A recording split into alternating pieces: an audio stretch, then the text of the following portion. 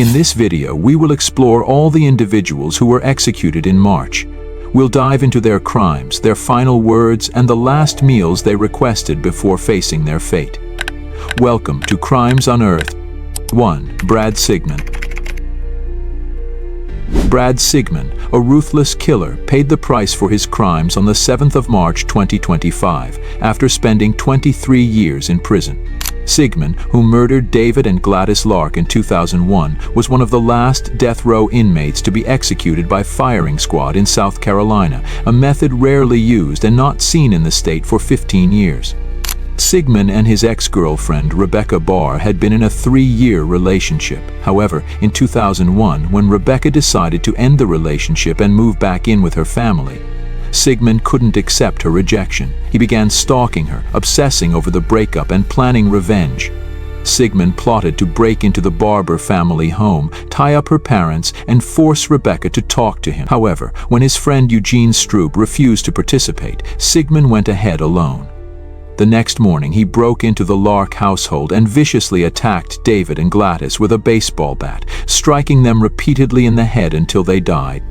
After killing the couple, Sigman didn't stop. He took David's gun and waited for Rebecca to return home. When she did, Sigman kidnapped her, intending to take her out of state, but Rebecca managed to escape by jumping out of the car and running. Sigman fired at her as she fled, but luckily Rebecca survived and was rescued. Sigman was caught 11 days later and extradited to South Carolina to face justice. In late 2024, Sigman was sentenced to death. Despite filing numerous appeals over 23 years, all of his requests were denied. Finally, in March 2025, Sigman faced his execution. He chose the firing squad over lethal injection, citing concerns about the botched executions in recent years. Lethal injections in some cases had failed, with inmates not dying immediately or showing uncontrollable twitching. Sigman, feeling apprehensive, chose the firing squad, a method not used in South Carolina for over 15 years. When asked about his last meal, Sigman requested something simple: fried chicken, green beans, mashed potatoes with gravy, and cheesecake. A modest meal, but enough to reflect a man who had spent so many years behind bars. It may have been a simple meal, but it was his final request. Before his execution, Sigman made an unexpected final statement. Sigman's final words were, "I want my closing statement to be one of love and a calling to my fellow Christians to help us end the death penalty. An eye for an eye was used as justification to the jury for seeking the death penalty. At that time, I was too ignorant to know how wrong that was."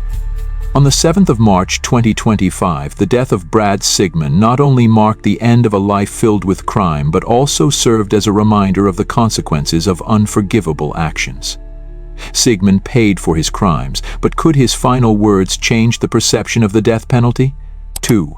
Jesse D. Hoffman. Jesse D. Hoffman Jr., a deeply disturbed criminal, was executed on the 18th of March 2025 after being convicted for the horrific crime he committed in 1996. His crime was the kidnapping and murder of Mary Elliott, a 28-year-old woman working in advertising in New Orleans. His actions were not only an invasion of the victim's life, but also left an indelible emotional scar on Mary's family. On a fateful day, Jesse kidnapped Mary right in the heart of downtown New Orleans. He forced her to withdraw money from an ATM before driving her to a remote area in St. Tammany Parish. There, he brutally ended her life. When police found Mary's body, signs of torture and violence made the case even more disturbing, leaving the local community in horror. After being arrested, Jesse was tried and sentenced to death. However, throughout his prison term, he repeatedly appealed the sentence and denied his crimes, but all appeals were unsuccessful. Over 29 years of imprisonment, no one in the victim's family could forget the brutality he had caused. In March 2025, the final judgment was carried out, and through execution by nitrogen hypoxia, he paid for his sins. Nitrogen hypoxia is a new and controversial method of carrying out the death penalty. It has been tested in a few states in the US and has sparked debate over its humanity. This method causes the inmate to lose the ability to breathe as nitrogen is introduced into the system, leading to unconsciousness and a swift death. While it's believed to cause less pain than other methods, it still provokes heated discussions about its safety and effectiveness in executions. Before his execution, Jesse made no final statement, which only added to his chilling demeanor. He also refused his last meal, a decision that not only fueled public outrage but also highlighted that to him, everything had become meaningless in the face of death. Perhaps this refusal reflected the deep, closed-off state of his soul, a man who had lived so long in his crimes with no remorse. On the 18th of March 2025, Jesse D. Hoffman Jr. was executed by nitrogen hypoxia at the Louisiana State Penitentiary. His final moments were marked by silence, no remorse, just the waiting for his inevitable end. And so, a chapter of crime in his life came to a close, leaving pain and sorrow for Mary Elliott's family, who will never forget the immense loss. Though there were no last words, Jesse's death stands as a reminder that no crime goes unpunished. 3. Aaron Gunches. Aaron Gunches, a cold-blooded murderer, faced death on the 19th of March 2025 after being sentenced to death for the brutal killing of Ted Price in 2002. Gunches' actions not only took the life of an innocent man, but also left an endless pain for the family and friends of the victim. The story of Gunches is not only about his crime, but also a warning about the cruelty and horrific consequences of murder. In October of 2002, Gunches went to the home of Ted Price, a man living in Mesa, Arizona. While Gunches initially planned to simply drive Price to a bus station, things quickly took a darker turn when Gunches realized he didn't have enough money for a bus ticket. Rather than simply abandoning his plan, Gunches decided to drive to a remote area where he and Price became trapped in a heated argument. What followed was a chilling scene. Gunches pulled out a gun and shot Price 4 times, ending his life in a senseless, violent act. This brutal action left bloodstains not only on Price's body, but also in the hearts of his loved ones. After killing Price, Gunches fled in his vehicle. However, after being stopped by police at a traffic checkpoint, Gunches opened fire on an officer. A lengthy chase ensued between Gunches and the police, but he was eventually caught when hiding out in a nearby farm. After being arrested, Gunches was tried and sentenced to death in 2004. Despite filing multiple appeals and demanding execution, his final sentence was carried out in March of 2025. Gunches was executed by lethal injection, a method commonly used in many U.S. states for carrying out executions. Although this method is believed to be less painful than other forms like hanging or firing squads, it has sparked significant debate about its humanity. Some argue that lethal injection is used to avoid methods that may cause prolonged suffering, but this has not prevented many from protesting the death penalty and the use of lethal injections. On the day of his execution, Gunches requested a simple last meal, a Western-style hamburger, spicy gyros, onion rings, and baklava. It was a modest meal, but one that reflected the long years he spent in prison, waiting for the day he would face his death. Could this last meal ease the guilt for the crimes he committed? Or was it just a small part of the final moments of a man who had nothing left to lose? Before his execution, Gunches made no final statement, which only added to the chilling coldness of his character. He showed no remorse, no apology, only a silence that sent a chilling message. And so he departed in silence, taking with him the crimes he had committed without ever expressing regret. At 10:33 a.m. on the 19th of March 2025, Aaron Gunches was executed by lethal injection at the Florence State Prison. His death marked the end of a life of crime, but it also served as a reminder of the brutality he inflicted and the unforgivable nature of such sins. The death of Gunches wasn't just the end of a murderer's life, it was also part of the ongoing debate about the death penalty and justice in society. Was his action truly a price worth paying for the crimes he committed, or was it merely a symbolic end that couldn't erase the pain he caused Ted Price's family? 4. Edward James. Edward James, a brutal murderer, ultimately paid the price for his crimes on the 20th of March 2025 when he was executed by lethal injection.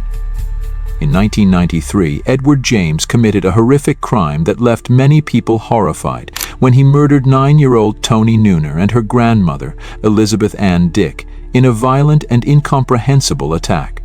James' actions were not just a simple murder, but a series of barbaric acts that left deep, unhealable wounds in the families of the victims. On the fateful night of the 20th of September 1993, James returned home after a party, drunk and completely out of control. As he passed through the living room, he saw Elizabeth Dick's grandchildren sleeping, one of whom was Toni Nunner, a 9-year-old girl. His brutality began right then and there. He proceeded to assault and murder Elizabeth Dick, an elderly woman, as she tried to protect her granddaughter. This insane act didn't just end the lives of 2 victims, it also sent shockwaves through the community. James took the lives of an innocent child and an elderly woman, leaving those who loved them in unimaginable pain. After committing the crime, James stole the victims' belongings and fled. However, he couldn't escape forever. He was captured on the 6th of October 1993 after police received a tip-off. During the investigation, James confessed to his crimes and was sentenced to death in 1995. Despite filing appeals over the years, all of them were rejected. Finally, on the 20th of March, 2025, his death was carried out. He chose lethal injection as his method of execution, a method that is now commonly used and considered less painful than other forms like hanging or firing squad. When asked about his last meal, James didn't request anything special. This reflected his grim and indifferent attitude towards the death that awaited him. When asked about his final statement, James simply acknowledged his actions and accepted the death penalty, stating, "I don't want to die, but I believe this is the right punishment for what I've done." At 8:15 p.m., after a 2-hour delay, Edward James was executed. His death marked the end of a cold-blooded murderer's life, but also brought relief to the families of the victims, who had endured suffering for over 2 decades. With his brutal crime, James not only paid with his life, but also faced the disdain and anger of society. 5. Wendell Gryom. Wendell Gryom, the murderer in a brutal attack in 2005, faced death on the 20th of March 2025 when he was executed by lethal injection. Gryom's crime, like a horrifying nightmare, ended the lives of Drew Kopp and Amber Matthews, leaving a deep, unhealable wound for the victims' families. On that fateful night, after drinking alcohol, Gryom and his accomplice chose a house to break into, where they encountered Drew Kopp and Amber Matthews.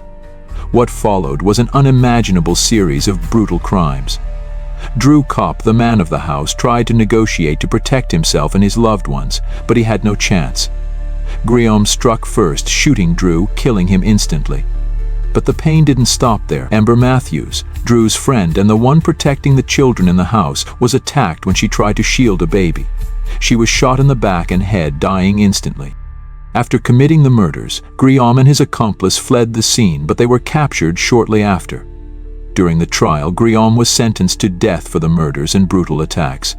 Throughout the investigation and trial, he showed a cold, unrepentant attitude, but when facing death in March of 2025, his final words completely changed.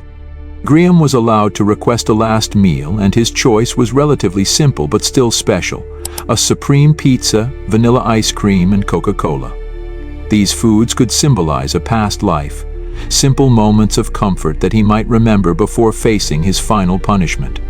Although the last meal could not change the brutal actions he had committed, it was at least the last moment of peace in his life.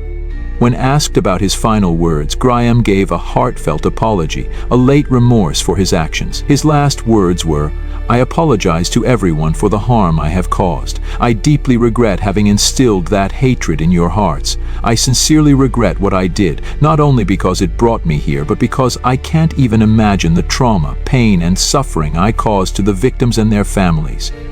It saddens me greatly to have sown so much hatred in your hearts, because I am not the person the state of Oklahoma has portrayed me to be.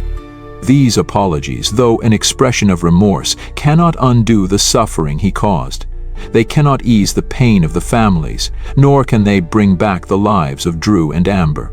But perhaps they signal a late awakening from someone who had spent so many years in prison, finally realizing the cruelty and pain he had inflicted.